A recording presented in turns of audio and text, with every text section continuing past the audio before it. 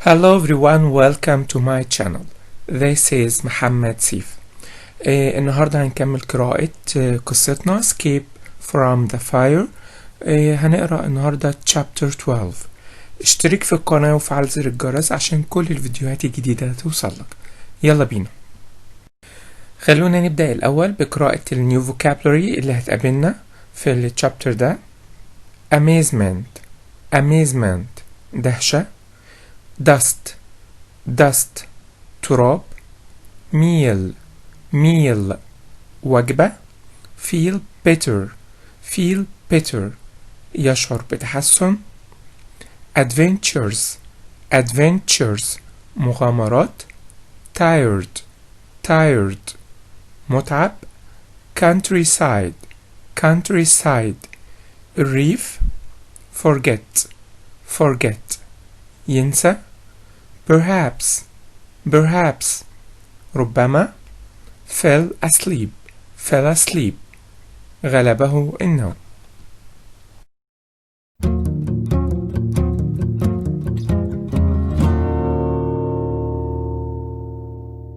Chapter 12. London will never be the same. Toby's mother shook her head in sadness.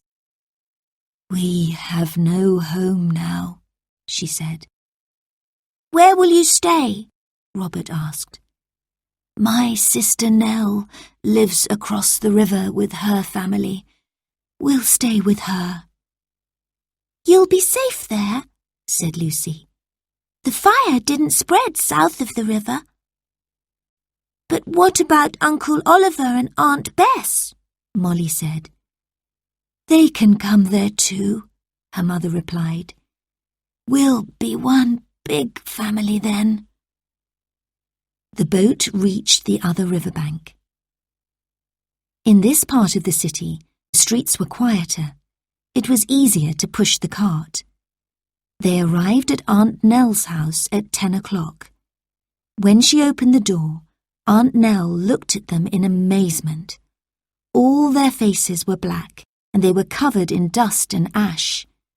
Aunt Nell did not recognize Toby, Molly, or their mother. Everybody washed, had a meal, and felt better. Toby's mother went to bed and fell asleep at once. Toby and Molly told Aunt Nell about their adventures. Then they became quiet. They were thinking of their home. They were tired after such a long and exciting night. "We are lucky," said Toby. "We had somewhere to go. There must be lots of people with nowhere to go. They will have to sleep outside or go into the countryside." "This is only the first day of the Great Fire," said Robert. "It will burn for 4 more days. London will never be the same again." "Come on, Lucy," said Robert. "It's time for us to go home now. Grandad will be worried about us." Robert turned to Toby. "I'm sorry we came at such a sad time." "You helped us to escape. Thank you," said Toby. "I don't know if we will see you again," Lucy said to Molly, "but I will never forget you." "May I look at your time travel phone again?" Toby asked Robert. Robert gave him the phone. Toby pressed a few of the buttons. "Perhaps one day I will travel to the future," he said. He grinned, then handed the phone back. "Thank you for giving your necklace to the boatman," said Molly to Lucy. Lucy smiled. She was sorry to lose her necklace, but she was pleased to help. "We must go," said Robert. The children waved goodbye. Robert and Lucy put in the password backwards and pressed the green buttons on their time travel phones.